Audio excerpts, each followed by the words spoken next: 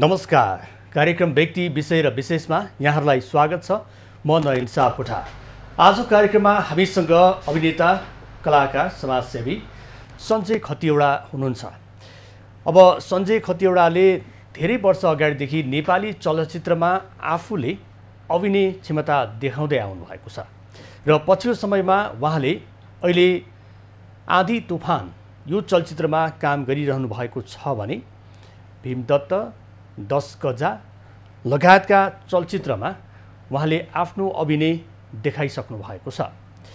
विशेष गरी नेपाली चलचित्रमा जसरी व्यावसायिक चलचित्र जसरी बनिरहेका छन् त्योभन्दा अलिक फरक जुन राष्ट्रप्रति समर्पित चलचित्रमा उहाँले बढी मात्रामा आफूलाई त्यसरी समाहित गर्ने र त्यो प्रति उहाँको लगाव त्यसरी देखा परिरहेको छ भने उहाँले अवार्ड पनि प्राप्त गर्नुभएको छ र सँगसँगै जलवायु परिवर्तनको क्षेत्रमा पनि उहाँ क्रियाशील हुनुहुन्छ र दक्षिण एसियाको अग्लो कलाकारको नायकको पनि उहाँले उपाधि पाउनु भएको छ। 6 फिट 6 इन्च उहाँको हाइट अर्थात् उचाइ रहेको उहाँले जानकारी दिनुभएको छ। अहिले के गर्दै हुन्छ समाजसेवाको क्षेत्रमा? हुन त चलचित्र क्षेत्र त अहिले तहस नहसकै अवस्थामा छ र पनि चलचित्र भन्ने बन्ने क्रममै पनि रहेको कुरा उहाँले बताउनु भएको छ। आउनुहोस् स्वागत गरौँ उहाँलाई। स्वागत छ यहाँलाई। धन्यवाद। नमस्कार। अब तपाईँको जन्म तेह्रथुम हो। तेह्रथुममा जन्मिएर काठमाडौँमा तपाईँको बसाइ पनि निकै लामो समय भइसकेको छ। तेह्रथुम कति सालमा आउनुभएको थियो तपाईँ काठमाडौँ? म चाहिँ 57 सालबाट काठमाडौँ बसाइमा छु। भनेको लगातार 57 सालदेखि अहिले 78 सालसम्म यो काठमाडौँको खाल्डोभित्रको मेरो बसाइको यात्रा हो। भनेको यहाँले चलचित्र नो स्मोकिङ सुरुवातको चलचित्र त्यही हो? मेरो चलचित्र भीमदत्त र नो स्मोकिङ सँगसँगै फ्लोरमा गएको चलचित्र हो। तर भीमदत्त रिलिज भयो, नो स्मोकिङ अहिलेसम्म रिलिज हुन पाएको छैन। भनेको जुन चलचित्रले तपाईँलाई चाहिँ एउटा स्थान दियो त्यो चलचित्र नै रिलिज हुन पाएको छैन? हो, एक्ज्याक्टली। मलाई जुन चलचित्रले सिनेमा उद्योगमा एस्टाब्लिस गर्नका निम्ति महत्त्वपूर्ण भूमिका खेल्यो अफसोस त्यो चलचित्र रिलिज हुन पाएको छैन। कारण चाहिँ के रहेछ? यो टेक्निकल कारण भनेपछि सबभन्दा सहज उत्तर हुन्छ होइन। त्यसकारण यसलाई टेक्निकल कारणकै रूपमा ल्याउँ। भनेको लगानी नपुगेर कि यो चलचित्र चाहिँ बन्ने क्रममा चाहिँ अब त्यसमा केही समस्या देखिए? धेरै चलचित्रहरू लगानी नपुगेर अड्किन्छन्, तर यो चलचित्र चाहिँ लगानी धेरै भएर अड्किएको। हेर्नुहोस्, धेरैजना निर्माताहरू भएपछि एउटा कन्फ्लिक्ट हुन्छ। त्यो कन्फ्लिक्टको मारमा परेको चलचित्र नो स्मोकिङ जसले अहिलेसम्म रिलिजको वातावरण पायो। भनेको त्यसमा तपाईँ पनि एकजना निर्माता हुनुहुन्छ? त्यसमा म विशुद्ध निर्माता छैन, कलाकार मात्रै छु। हजुर। होइन, त्यो मेरो पहिलो चलचित्र भएको कारणले गर्दाखेरि यो देशको परिपाटी के रहेछ भन्दा सिनेमामा पैसा नराखिकन चाहिँ कलाकार बन्दैनन् मान्छेहरू भन्ने चाहिँ एउटा परिपाटीको कारणले मलाई सहज रूपमा यहाँले पनि अनुमान गर्न मिल्ने अवस्था चाहिँ सृजना भयो होइन। तर त्यसमा मेरो त्यो निर्माण पक्षमा कुनै भूमिका छैन, विशुद्ध कलाकारको रूपमा मात्रै म त्यसमा प्रस्तुत छु। यहाँले जुन अब चलचित्र क्षेत्रमा लाग्नु भएको त निकै लामो समय भइसकेको छ। सञ्जय खतिवडालाई जसरी अरू कलाकारलाई हामीले अग्रपङ्क्तिमा देख्छौँ, सुन्छौँ, बुझ्छौँ होइन, अब यहाँको उचाइ, यहाँको गरिमा होइन, एउटा व्यक्तिको चिनारी त फरक फरक हुन्छ होइन। व्यावसायिक रूपमा सफल हुने बित्तिकै त्यो व्यक्तिको वाहवाही हुने र व्यावसायिक रूपमा असफल हुने बित्तिकै त्यो व्यक्ति चाहिँ तल पर्ने नेपाली समाजको त्यो एउटा अवगुण नै हो होइन। यसलाई चाहिँ यहाँले कसरी हुन्छ? सञ्जय खतिवडालाई हामीले चलचित्रमा लागेको निकै लामो समय भइसकेको छ र सञ्जय खतिवडालाई चाहिँ अलि दर्शकले चाहिँ नचिनेको, नबुझेको अथवा फैलावट चाहिँ कम भएको त्यस्तो हो कि? मेरो बुझाइ चाहिँ सिनेमा आफैमा एउटा समाजको दर्पण हो। कलाकार त्यसको एउटा पात्र हो। पात्र र प्रविधि फरक कुरा हो। पात्र जे छ सबैको समान प्रविधि हुन्छ भन्ने छैन। म चाहिँ आफैमा यो मिडिया एक्सपोजर भन्दा अलिक पर रुचाउने मान्छे, पर बस्न रुचाउने मान्छे। मलाई धेरैको एउटा गुनासो पनि छ मिडियाकर्मी साथीहरूको। धेरै साथीहरूले भन्नुहुन्छ भेटौँ, चिया खाउँ, अन्तरङ्ग कुराकानी गरौँ, तपाईँहरूको चाहिँ नि तपाईँको कुराहरू पनि हामी मिडिया मार्फत राखिदिन्छौँ भन्नुहुन्छ। मलाई यो चिया खाने फुर्सद रहँदैन। हेर्नुहोस्, मलाई त्यो चिया खाने पैसा बचाउनु छ। इनफ्याक्ट किनभने मैले खाएको चिया अनावश्यक हो। त्यो चियाले त्यो एक छाक खाना खान नपाउने व्यक्तिहरू छन् जसलाई मैले खाना खुवाउन सकेँ भने म समाजको सबभन्दा राम्रो व्यक्ति हो। त्यस कारणले मलाई सिनेमा खेल्नु मेरो व्यावसायिक धर्म हो, मेरो रहर हो, मेरो परिचय हो। तर सधैँभरि मिडियामा मै देखिनुपर्छ भन्ने मेरो आग्रह छैन। त्यस कारणले म सधैँ पछाडि नै बस्न रुचाउँछु। भनेको तपाईँलाई चाहिँ अरूको अगाडि चाहिँ चिनिनुभन्दा पनि होइन, त्यो चिनिनु त मलाई सफल व्यक्ति बन्नु छैन। इनफ्याक्ट मलाई सफल व्यक्ति बन्नु छैन, मलाई एउटा असल व्यक्ति बन्नु छ समाजमा। भनेको सफल र असललाई हामीले कसरी चाहिँ निर्धारण गर्ने? अब सफल व्यक्ति, एउटा सफल व्यक्ति असल हुन सक्दैन? यदि सफल व्यक्ति असल हुन्थ्यो भने यो देशका धेरै सफल प्रधानमन्त्रीहरू, धेरै सफल नेतृत्वहरू आज असल व्यक्ति बनिदिनु भएको भए यो देशको मुहार भिन्दै हुन्थ्यो। त्यस कारणले सफलता जसले जसरी पनि लिन सक्छ, तर असलता त्यो भनेको संस्कारमा हुनुपर्छ। भनेको यो सफलताको गुण जति नै बलियो भए पनि त्यसमा असल भेटिएन भने चाहिँ त्यो सफलताको गुणले कुनै काम गर्दैन। एक्ज्याक्टली। मिडिया एक्सपोजर जुनसुकै व्यक्तिलाई पनि हुनसक्छ, तर त्यो व्यक्ति कति असल छ भन्ने धेरै उदाहरणहरू हामीले देखेका छौँ नि। मिडियाले यति धेरै चाहिँ एक्सपोजर गरेका व्यक्तिहरू भोलि आएर यो व्यक्ति यस्तो फ्लड रहेछ भन्ने उदाहरणहरू धेरै देखिएका छौँ नि, होइन? मलाई त्यो बन्नु छैन। मलाई जे गर्नु छ गरिसकेर भन्नु छ। भनेको तपाईँले अघि भन्नुभयो मलाई सफल बन्ने भन्दा पनि असल बन्ने एउटा लालसा छ र मलाई चाहिँ अरू कसैले चिया खानको लागि आग्रह गर्दाखेरि पनि यो चिया खाने फुर्सद छैन, होइन? त्यसरी चाहिँ चिनाउनु पर्ने फुर्सद छैन यहाँले भन्नुहुन्छ। खासमा गर्नु चाहिँ के हुन्छ त? अब अहिले त चलचित्र क्षेत्र पनि बन्दाबन्दीको अवस्थामा छ, होइन? यहाँले भन्नुभयो आँधी तुफानको हामी काम गरिरहेका छौँ भनेर। योभन्दा बाहेक सञ्जय खतिवडा अब समाजको एउटा सामाजिक कार्यमा तपाईँ अग्रसर हुनुहुन्छ, क्रियाशील हुनुहुन्छ। कतिपय कलाकारलाई तपाईँले यो बन्दाबन्दीको समयमा चाहिँ खाना खुवाउनु भयो, सहयोग गर्नुभयो, होइन? अब सञ्जय खतिवडा यतिखेरको समयमा चाहिँ चिया खाने फुर्सद भएको हो कि नभएको व्यक्ति हो? म बिहान 6 बजेदेखि राति कहिलेकाहीँ 10-11 बजीसम्म र भोलि बिहान कहिलेकाहीँ 6 बजीसम्मै मलाई पनि सुत्न चाहिँ पर्छ, रेस्ट चाहिँ मलाई पनि चाहिन्छ। अहिले यो आँधी तुफान 2 देशभरिमा एउटै मात्रै सिनेमा फ्लोरमा छ, यो सकाउनै पर्ने हामीलाई बाध्यता छ। किन भन्नुहुन्छ भने योभन्दा अगाडिको लकडाउनमा हामीले सुरुवात गऱ्यौँ। सुरुवात गरेपछि त्यसलाई बिचैमा राख्दा प्रड्युसरलाई पनि समस्या, कलाकारहरूलाई पनि भइदिए हुन्थ्यो भन्ने चाहना। त्यस कारणले यो ऱ्यापिडली हामीलाई सकाउनु पर्ने एउटा बाध्यतात्मक अवस्थामा छौँ। त्यस कारणले हामी त्यसलाई ध्यान दिइरहेका छौँ। अहिलेलाई यसलाई फुर्सद भन्ने कि बेफुर्सद भन्ने, यो म आफै कन्फ्युज छु, पहिलो कुरा चाहिँ। दोस्रो कुरा चाहिँ यो सिनेमा सकिसके पछाडि फेरि अर्को सिनेमा कन्टिन्युटी बन्ला भन्ने मलाई लाग्दैन। केही समय त रहन नै सक्छ, किनभने अहिले पनि कोभिडको यो रेसियो चाहिँ न्यून गतिमा छ भन्ने हामीले महसुस गरेका छैनौँ।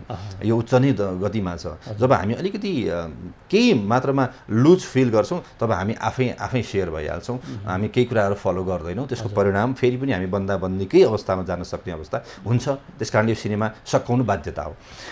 त्यो सिनेमाभन्दा अगाडि पनि मैले चाहिँ लगभग 2 वर्षको पिरियड, यो कोभिडको पिरियड भयो। यो पिरियडमा एउटा संस्था लायन्स क्लब इन्टरनेसनलको, लायन्स क्लब काठमाडौँ न्यू वेभ्सको एज अ प्रेजिडेन्ट, त्योभन्दा अगाडि चाहिँ नै एज अ भाइस प्रेजिडेन्ट, यो 2टै वर्ष मैले कोभिडलाई फिल गरेँ। त्यो 2टा वर्षमा चाहिँ हामीले समाजलाई के गर्न सक्छौँ हाम्रो तर्फबाट। लायन्स क्लब भनेको त एउटा ग्लोबल एउटा चाहिँ नि अर्गनाइजेसन भयो। त्यो मार्फत हामीले के गर्न सक्छौँ भनेर चाहिँ हामीले हाम्रो समाजलाई के यहाँ कहीँ पनि गएर हामीले ठुलो कुरा केही पनि खोजेर ल्याएको होइन। हामीले मैले अघि तपाईँलाई भने त्यो चियाको पैसा बचाएर हामीले समाजसेवा गरे। हेर्नुहोस्, म एकजना छु, म पछाडि 45 जना हुनुहुन्छ र त्यो 45 जना पछाडि पनि हामीहरू लगभग अब 40-41 हजारमा पुगिसकेका छौँ। त्यस कारणले हामीले देशभरि एउटा सेवाको भाव राखेर 1971 देखि सुरुवात भएको नेपाली लाइनिजमलाई अहिलेसम्म निरन्तरताको लागि यो कार्य गरिरहेका हौँ। यस कारणले विशुद्ध असहायहरूका निम्ति यो एउटा प्रेरणा, यो एउटा प्रोत्साहन, यो एउटा चाहिँ कन्ट्रिब्युसन हो कि यसमा म ठुलो समाजसेवी होइन। मैले समाजमा के गरेको छु, म कुनै एउटा बिलियनियर पनि होइन, तर म एउटा पुल हो जसले चाहिँ धनी र गरिब बीचलाई समानताका निम्ति हामी लड्न सक्दैनौँ, हजुर। किनभने त धनी भइस् तैँले पैसा बाँड म भन्न सक्दिनँ, तर केही पैसा गरिबको खानाका निम्ति तिमीहरू बाँड्न सकिन्छ है, त्यो खालको भाव हामीले पैदा गरौँ। दुनियाँमा नियम छ इन्कमको 3% समाजसेवामा खर्च गरौँ भनेर, त्यही कुरालाई हामीले 3% सकिएन 1% भए पनि त यो कोभिडको महामारीमा खाना त खुवाउँ, यति मात्रै गरेको भनेको यो जागरण तपाईँले जुन देखाइरहनु भएको छ, जसरी चाहिँ यहाँले दर्शाइरहनु भएको छ, यो जागरणको श्रेय अथवा यसको मुहान चाहिँ कतिखेर चाहिँ प्रस्फुटन भयो? तपाईँलाई खास यो यसरी चाहिँ लाग्नुपर्छ भन्ने, हुन त नेपाली समाज एउटाले अर्कोलाई सहयोग गर्ने समाज नै हो र पनि कतिपय अवस्थामा चाहिँ आफै मात्रै खाउँ, आफै मात्रै लाउँ, आफै मात्रै सुख सयल गरौँ भन्ने प्रवृत्तिका समाजका व्यक्तिहरू पनि छन् होइन? सञ्जय खतिवडालाई चाहिँ यो यस्तो भाव चाहिँ कतिखेर जाग्न थालेको थियो? अघि नै सुरुमा हामीले भनिहाल्यौँ, म तेह्रथुममा जन्मिएको मान्छे, त्यो गाउँ हो। गाउँमा के हुन्छ भन्ने मैले यहाँलाई भनिराख्नु त नपर्ला, फेरि पनि जोडेँ। गाउँमा चाहिँ एउटा रोटी भए पनि आधी आधी खाएर एउटा मेलो सकाउने भन्ने अवधारणा हुन्छ कि बाँडेर खाने, त्यो बाँडेर खाने एउटा अवधारणा हुन्छ। आधी रोटी खाएर आज गरेको कामले भोलि सबैलाई सिँगै रोटी मिल्छ कि त्यो अवधारणा हुन्छ। यो सहरमा त्योभन्दा अलिकति टाढाको कुरा रहेछ हेर्नुहोस्। त्यस कारणले मलाई कसैले मोटिभेसन गरेर समाजसेवा गर्नुपर्छ भनेर लागेको व्यक्ति म होइन। मैले जे कुरा मेरो ब्लडमा थियो, जे कुरा मेरो संस्कारमा छ, जे कुरा मेरो गाउँमा सिकेको त्यही कुरा पनि मैले गर्न यहाँ पनि सकिन्छ, मसँग भएको अलिकति बाँडौँ न साथीहरू भनेर चाहिँ मैले पहिलो कुरा त मेरो क्लबको 45-47 जना साथीहरूलाई चाहिँ नि राख्ने कुरा हो। मसँग 100 रुपियाँ छ भने त्यो 100 रुपियाँले केही पनि आउँदैन, तर मसँग 4700 पैसा छ भने त्यो 4700ले धेरै कुरा आउँछ।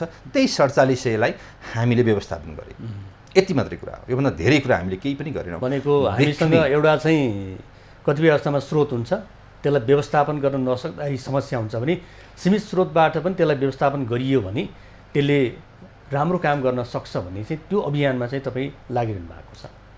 त्यसरी भन्दा पनि हुन्छ, होइन भने हामीले थोपा थोपा जोडेर समुद्र बनाउन सक्छौँ भनेर सोच्दा पनि हुन्छ। भनेको अहिले चाहिँ के छ त, समुद्र बन्ने अभियानमै छ तपाईँको? एक्ज्याक्टली। यहाँले मलाई अहिलेसम्म यहाँ बोलाएर मेरो कुरा राख्ने अवसर एउटा प्रदान गर्नु भनेको अरू मान्छेहरूलाई पनि यो कुरा जायज छ र सुनाउनु पर्छ भन्नकै निम्ति हो। धेरै साथीभाइहरूले भन्नुहुन्छ यी कुराहरूलाई चाहिँ एउटा मोटिभेसनका लागि पनि राखौँ भन्नुहुन्छ, तर एउटै कुरा धेरैचोटि किन राख्ने, एउटै कुरा धेरैचोटि किन भन्ने, एउटै कुरा धेरैचोटि भन्दा अर्थको अनर्थ पनि लाग्न सक्छ। त्यस कारणले जे समस्या छ समस्यामा लागौँ, कुरा भोलि पर्सि गर्दै गरौँला। फुर्सद त हामी यसै पनि सधैँ फुर्सदै हुन्छौँ। हामीलाई चाहिँ 2 घन्टा काम गऱ्यो भने 2 दिनलाई पुग्छ, त्यस कारणले फुर्सद छौँ, कुरा भोलि गरौँला, यही मान्यता हुन्छ। भनेको अब आँधी तुफान 2 तपाईँले बन्ने क्रममा भनेर जानकारी दिनुभएको छ, यो बनाएर चाहिँ के गर्ने? सिनेमा बनाएर अभियसली दर्शकलाई प्रस्तुत गर्ने। कहिले देखाउने? कति सिनेमा? 50-60 सिनेमा त त्यतिकै थन्केर बसिरहेछ। यस्तो छ, हामीहरू सिनेमा बनाउँछौँ, सिनेमा बनाउने मान्छेहरूलाई हामी मिडियाकर्मी हौँ भन्ने घमण्ड चाहिँ छ, तर मिडिया के हो, सिनेमा हल मात्रै मिडिया हो भन्ने भ्रमबाट हामी मुक्त छैनौँ। अहिले दुनियाँमा हामी त करोडमा सिनेमा बनाउँछौँ, यहाँ त्यस्ता 100 करोडमा सिनेमा बनाउने मान्छेहरूका पनि त सिनेमा बनेका छन्, ती चाहिँ के गरेका छन् त भन्ने प्रश्न उठ्छ कि त्यसको पहिला समाधान खोज्नु पर्यो।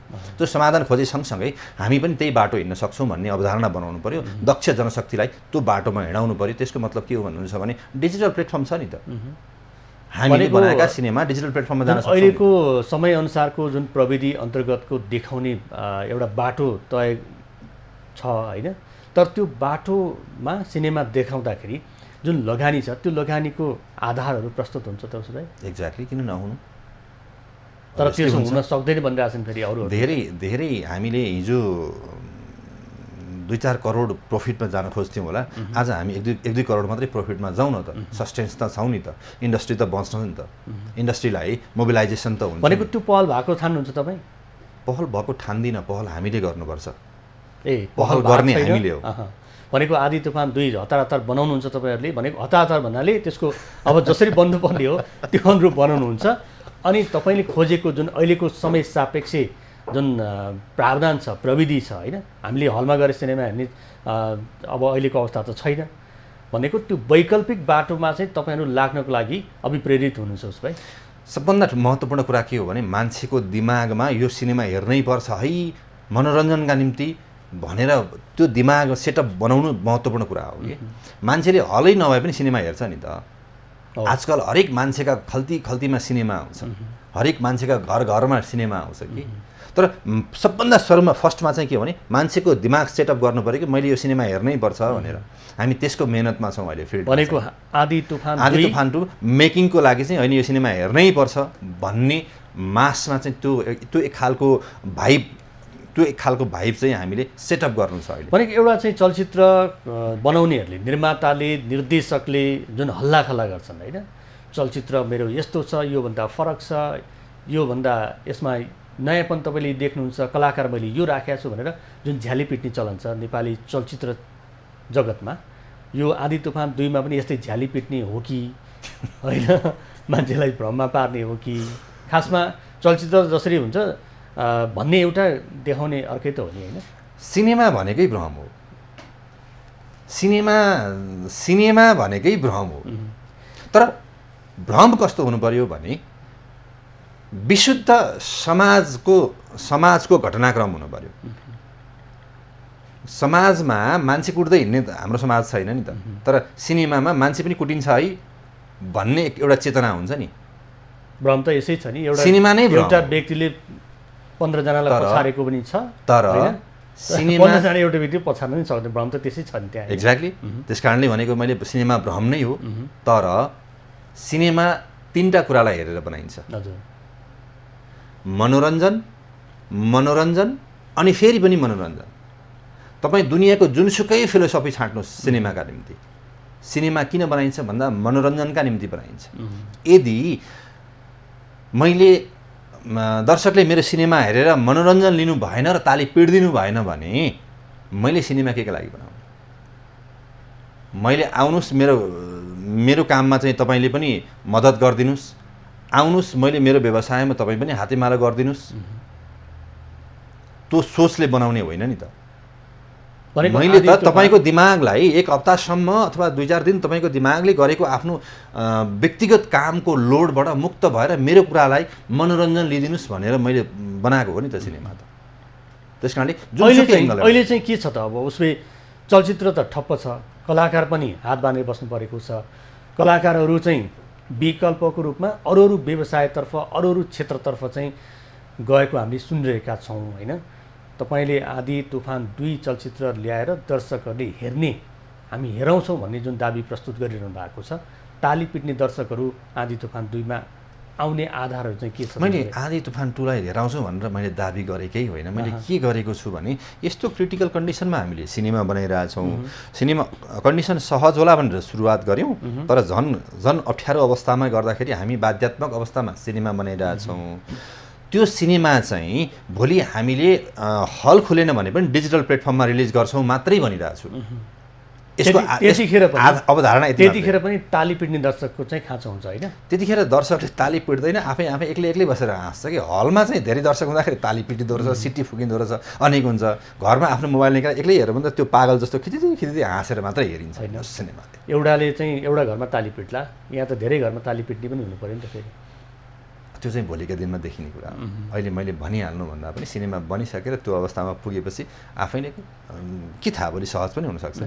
हामी सबैले राम्रोसँग चाहिँ रुल्सलाई फलो गऱ्यौँ भने सहजता हुनसक्छ। अब अहिले चाहिँ के देखिनु भएको छ, नेपाली चलचित्र जसरी चाहिँ एउटा ठप्पको अवस्थामा छ, कलाकार प्राविधिक होइन सबै कुरा एउटा चाहिँ शून्यतामा चाहिँ परिणत भएको अवस्था छ।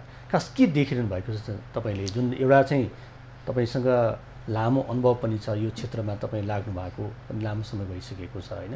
खास के देखिरहनु भएको छ तपाईँले? चलचित्र, हाम्रो चलचित्र अब के त माथि आउन नसक्ने अथवा चाहिँ सबै पलायन हुने अवस्था सिर्जना हुने अर्को वैकल्पिक बाटो उहाँहरूले खोजेको कुराहरू पनि आइरहेको छ होइन। खास तपाईँले देखेको चाहिँ चलचित्रको क्षेत्र चाहिँ कस्तो छ? यो महत्त्वपूर्ण कुरा हो। यो चाहिँ 72 सालको भैँचालो जति बेला गयो नि, भैँचालो पछाडि आम जनता हामीहरूले सोच्ने कुरा थियो कि अब म यो चर्किएको घरलाई चाहिँ लडाइदिएर अन्तै बसाइ सर्छु या यो घरलाई फेरि म नयाँ ढङ्गले मलाई जति चाहिने स्पेस हो त्यसलाई मात्रै उपभोग गरेर बाँकी चाहिँ हरियाली बनाउँछु भन्ने कन्सेप्ट, यो 2टा कुरा हुन्थ्यो कि होइन। जसले बेटर थिङ्किङ गर्यो उसले रिनोभेट गर्यो, जसले मनदेखि हार्यो उसले छोडेर पलायन भयो। हामीसँग पलायनको पनि त बाटो छ नि होइन। त्यो रोज्ने के भन्ने आफैमा हुन्छ। अहिलेको सिनेमा उद्योगको यो 2 वर्ष यति नै राम्रो अवसर हो। सिनेमा 200 वटा बने, मैले जान्दा 30 वटा बने, मैले भोग्दा 80 वटा बने, मैले गर्दा 200 वटा बने सिनेमा। त्यो 200 वटा सिनेमा नेपाली दर्शकलाई जरुरत थियो भन्ने महत्त्वपूर्ण कुरा हो। त्यो 200 वटामा त्यो 35 वटा 30 वटा सिनेमा बन्दाखेरि जति सिनेमा उद्योगको दर्शक माझ यो देशलाई आवश्यकता थियो, 200 वटा सिनेमा बन्दा त्यति आवश्यकता थिएन। त्यसकारणले अहिलेको उपयुक्त समय भनेको व्यवसायप्रति निष्ठावान रूपमा चाहिँ नयाँ अवधारणा सोचेर अगाडि बढ्ने बेला हो। सधैँभरि कोभिड रहँदैन, भाइरल ज्वरो सधैँभरि रहेन, त्यसको पनि समाधान निस्कियो, कोभिडको पनि समाधान निस्किन्छ, सिम्पल कुरा हो। तर हामी आफै सचेत हुनु आवश्यक छ। तपाईँले भन्नुभयो, मैले तपाईँले ठ्याक्कै रोकेँ यो बिचमा, जति हामी सिनेमा चाहिँ चलचित्रको एउटा चाहिँ सङ्ख्याको कुरा गर्छौँ त्यसमा गुण देखिएन भन्ने एउटा गुनासो आरोप छ चलचित्र क्षेत्रमा लाग्ने गरेकै नै हो। र पनि अब उसले बनाउँछ नि मैले किन नबनाउने, मसँग पनि लगानी छ, मेरो लगानी चाहिँ के कस्तो हो र भन्ने कुरा पनि होला होइन। यहाँले भनेको चाहिँ चलचित्रको सङ्ख्या बढाउने कि गुण बढाउने भन्ने कुरा महत्त्वपूर्ण छ नेपाली चलचित्रमा भनेर यहाँले भन्नुभएको छ, अरूले पनि त्यही भनिरहेका छन्। एक्ज्याक्टली। अब आफै लडेर चाहिँ त बनाउँछु नि म पनि बनाउँछु भनेर चलचित्र निर्माता निर्देशक लागिरहनु भएको छ। यो समन्वयको अभाव चाहिँ देख्नुहुन्छ तपाईँले? एउटाले भनेको कुरा अर्कोले सुन्ने प्रवृत्ति नेपाली चलचित्र क्षेत्रका कलाकार निर्देशक निर्मातासँग अभाव हो। हिजो निश्चय पनि तपाईँले भनेको कुरासँग सहमत थियौँ, मेल खान्थ्यो कि परिपाटी आज अलिक फरक, परिस्थिति अलिक फरक छ। आज चाहिँ आजको परिस्थिति पैसाले सिनेमा बन्छ भन्ने भन्दा पनि सिनेमा चाहिँ टिमवर्क हो र सबैको सहभागिता जरुरी छ भन्ने अवस्था फेरि आज एकचोटि फर्किएको अवस्था छ। त्यो कोभिडलाई हामीले धन्यवाद मैले त्यो अर्थमा पनि दिन्छु। हिजो चाहिँ 2-5 लाख 10 लाख आफूसँग भएपछि 2-4 जना त्यो नन स्किल मेन पावरहरूलाई प्रयोग गरेर चाहिँ त्यहाँ ल्याएर जबरजस्ती फसाइन्थ्यो भन्ने एउटा खालको अवधारणा थियो नि। त्यति बेला त्यो कन्डिसनमा बन्थे ती सिनेमाहरू। तर अब चाहिँ विशुद्ध जो प्रोफेसनल मेकर छ, प्रोफेसनल मेकरका सिनेमा कहिले पनि रोकिँदैन, फेरि पनि बन्छन्। यो आँधी तुफान 2 पनि आँधी तुफान बनेर त आँधी तुफान 2 बन्यो हो नि। त्यो भनेको लगभग 12 वर्ष 15 वर्ष अगाडिको कुरा हो नि त। त्यसकारणले जो प्रोफेसनल पेसा नै त्यही छ, त्यो अन्त जान सक्दैन। जो चाहिँ अघि भने नि जो चाहिँ सफल हुन चाहन्छ नि, त्यो सफल हुन चाहने मान्छे चाहिँ धेरैवटा बाटा खोज्दै हिँड्छ कि। असल मान्छेले एउटै कर्म गरेर ऊ असल बन्छ, सफल बन्न चाहने मान्छे धेरैवटा बाटा खोज्दै जान्छ, अन्त्यमा गएर त्यो विलय हुन्छ। तर अहिलेको युग भनेको चाहिँ यो असल भन्दा पनि सफलको चाहिँ हाबी भइरहेको छ। सफल भनेको के भन्ने कुरा जसले बुझेको छ त्यसले त्यो कुरा खोज्दैन। तर अहिले चाहिँ अब चलचित्रमा चाहिँ सिन्डिकेटको कुरा छ क्या, कलाकारको सिन्डिकेट, हलको सिन्डिकेट, वितरणको सिन्डिकेट होइन। र एउटाले चाहिँ कमाएको कमाइ गर्ने, अर्को चाहिँ जति लगानी गरे पनि ऊ चाहिँ तल परे गर्ने, यो प्रवृत्ति ठिक होइन। तर अर्कोले के भन्छ भने अब मैले काम गर्छु, मेरो चलचित्र चल्छ भने मेरो यसमा के दोष भन्छ, यही हो त। सिनेमा यसरी बुझ्नु नै गलत कुरा हो। सिनेमा कुनै पनि डिस्ट्रिब्युटरले तेरो सिनेमा किन्दिनँ अथवा तेरो सिनेमा चल्दैन म पैसा दिन्न भन्दैन। सिनेमा डिस्ट्रिब्युटरले किनेर नै हलसम्म जाने हो। फरक कहाँनिर छ? सिनेमा उसको ब्रान्ड कति इस्टाब्लिस छ, यति मात्रै फरक कुरा हो। अभियसली पनि हामीले छिमेकी जिल्ला के अरे छिमेकी देशकै सिनेमा उद्योगलाई हेर्ने पनि त्यहाँ वर्षमा चाहिँ 200-250 सिनेमा बन्छन्, चल्ने 6वटा सिनेमा हो। मैले नाम लिनै पर्दैन होइन। अनि नेपालमा पनि त हुने त त्यही नै हो नि त। जतिसुकै सिनेमा बने पनि सिनेमा चल्ने भनेकै ब्रान्डले हो। जो दिक्ता है वही बिक्ता है भन्छ कि। जसले धेरै देखाउन सक्यो त्यही बिक्ने हो अल्टिमेटली। अघि तपाईँले भन्नुभयो नि त चाहिँ यत्रो वर्षदेखि काम गरिस् किन चल्दैनस्?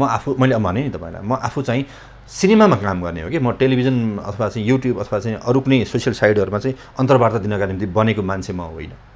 म जे कामका लागि बनेको त्यति काम मात्रै गर्ने हो मैले। त्योभन्दा बाहिर गएर चाहिँ म फलानु हो भन्दै निस्कनु पर्ने केही पनि आवश्यकता ठान्दिनँ मैले। जसले धेरै कुरा गर्नुभयो त्यो तलै रहनुहुन्छ, जसले आफ्नो कामको मात्रै कुरा गर्नुभयो त्यो सधैँ त्यही ठाउँमा रहनुहुन्छ। भनेको तपाईँको चलचित्रको जुन एउटा आगमन र यसमा चाहिँ तपाईँ घुमलिरहँदाखेरि चाहिँ त्यो सन्तुष्टि चाहिँ अरूको लागि होइन, आफ्नै लागि मात्रै हो? सन्तुष्टि पहिलो कुरा आफूमा हुनुपर्छ। आफू सन्तुष्ट, मेरो कामबाट म सन्तुष्ट छु भने बल्ल अरूलाई कन्फिडेन्टली सन्तुष्ट बनाउन सकिन्छ। भीमदत्त भन्ने सिनेमा फेरि बन्न सक्छ, 10 गजा भन्ने सिनेमा फेरि बन्न सक्छ। महत्त्वपूर्ण प्रश्न त्यहाँनिर सिनेमा बन्लान्, हजारौँ सिनेमा बन्लान्, प्रेमपिण्ड भन्ने सिनेमा फेरि बन्न सक्छ, बसन्ती भन्ने सिनेमा फेरि बन्न सक्छ। बन्न सक्ला तर त्यस्तै नबन्ला। सिनेमा बन्न सक्ला त्यो फरक कुरा हो नि त। तर त्यो बसन्ती त्यो प्रेमपिण्ड त्यो बसन्ती त्यही छाप फेरि समाजमा बस्न सक्छ? सक्दैन। पैसा ठुलो कुरा होइन, सिनेमा बनाएर पैसा कमाउनु ठुलो कुरा होइन। भनेको अब त्यसलाई हामीले कसरी लिने? सिनेमालाई एउटा चाहिँ व्यावसायिकतामा आधार मानिन्छ, अर्को भनेको चलेको कुरालाई चाहिँ आधार मानिन्छ। चलचित्र बन्नु मात्रै ठुलो कुरो भयो। मैले मेरो कुरा मात्रै प्रभाव चाहिँ मैले मेरो कुरा मात्रै गरेँ। हिमदत्तको यहाँले उदाहरण दिनुभयो, 10 गजाको यहाँले उदाहरण दिनुभयो होइन? त्यसको प्रभाव, त्यसको उपदेयता र त्यो चलचित्र के हो भन्ने चाहिँ जुन उद्देश्यले बनाइएको छ त्यो उद्देश्य नै पुरा भएन भने त बनाएर मात्र त केही भएन नि। यहाँनिर हामी अलिकति फरक धारतिर मोडिनु जरुरी छ। सबैले पैसाका निम्ति सिनेमा बनाउने र देशको कला संस्कृतिलाई भुलेर मनोरञ्जन लिने हो भने त्यसको प्रवर्धन कसले, जगेर्ना कसले गर्छ? देशको इतिहासलाई मान्छेको दिमागमा के आफ्नै देशको इतिहास आफ्नै दाजुभाइ दिदीबहिनीहरूलाई चाहिँ सम्झाइराख्नुपर्ने कन्डिसनमा हामी छौँ। यो के कारणले भयो भन्दा यो राजनीतिक उथलपुथल, राजनीतिक विकृतिको कारणले यो अवस्था आयो। हामी स्पष्ट रूपमा 10 गजा भीमदत्त सिनेमा मैले किन काम गरेँ, यो सिनेमा यो देश हाम्रा लागि हो भनेर विदेशमा लगेर सिनेमा चलाउनु पर्ने, ती विदेशका दाजुभाइ दिदीबहिनीहरूलाई देश हाम्रो हो, हामीले गर्नुपर्छ है भन्ने चेतनाका निम्ति त्यो सिनेमा बनाइयो। त्यसलाई चाहिँ त्यो सिनेमा बनाएर कमर्सियल्ली पैसा टन्नै उठाइन्छ चलाइन्छ भन्ने थँदै थिएन र भएन पनि। भनेको यस्ता चलचित्रहरू बन्नुपर्छ जसले चाहिँ नेपाल के हो, नेपालको इतिहास के छ, यहाँ के भइरहेको छ भन्ने कुरा यहाँ बस्नेभन्दा विदेशमा बस्नलाई बढी चासो हुन्छ र उनीहरूलाई चिनाउनु आवश्यक पनि छ भन्ने उद्देश्य चाहिँ यस्ता चलचित्र राख्छन्। एक्ज्याक्टली। मेरा पिता पुर्खाले यति दुःख गरेर आर्जिएको यो मुलुक हो, हामीले यसलाई संरक्षण गर्नुपर्छ भन्ने मुख्य उद्देश्य नै थियो। भनेको चलचित्र चल्नु र यसले चाहिँ व्यावसायिक सफलता पाउनुमा कुनै अर्थ रहँदैन। व्यावसायिक रूपमा सफल चलचित्र म अर्को बनाउँछु नि त। मैले हिजो पनि व्यावसायिक चलचित्र बनाएकै हो त्यही ब्यानरले, भोलि पनि म त्यही ब्यानरले चाहिँ व्यावसायिक चलचित्र बनाउँछु नि त। आज भनेको मैले मेरो इतिहासलाई बचाउँछु नि त, फरक यति मात्रै हो। अनि म इतिहास बचाउन रमाउने मान्छे हो कि म कमर्सियल्ली सिनेमा खेलेर म टन्नै पैसा कमाएर चाहिँ ठुलो कुरा गर्दै बाटोमा हिँड्ने मान्छे होइन। सञ्जय खतिवडा इतिहासमा रमाउने मान्छे हो। एक्ज्याक्टली। मैले सबभन्दा पहिला मेरो देश हो, त्यसपछि म हुँ। हस्, हामीसँग समय सकिएको छ। अरू कुराकानी गरेर अर्थ यहाँको जुन एउटा देशप्रेम र चलचित्र व्यावसायिकता मात्रै हुँदैन, यसले केही सन्देश र यसको उपदेश पनि समाहित हुन सक्छ। त्यही अन्तर्गत यहाँ लाग्नु भएको कुरा यहाँले प्रकट गर्नुभएको छ। अब सामाजिक कार्यमा यहाँको जुन एउटा उपस्थिति छ त्यो बढ्दै जाओस् र चलचित्रमा यहाँले जुन एउटा आफ्नो सन्तुष्टिको लागि र असल चलचित्र र असल नायक बन्ने यहाँको जुन अठोट छ यसमा चाहिँ तपाईँलाई सफलता मिलोस्, शुभकामना छ। धन्यवाद। आफ्नो कुराहरू राख्ने अवसर प्रदान गर्नुभयो। दर्शकवान त्यो अभिनेता सञ्जय खतिवडा, उहाँसँग गरिएको कुराकानीको क्रम सँगसँगै आजको समय सकिएको छ। खबरभित्रको खबरको लागि हेर्दै रहनुहोला एबी न्युज खबर। नमस्कार।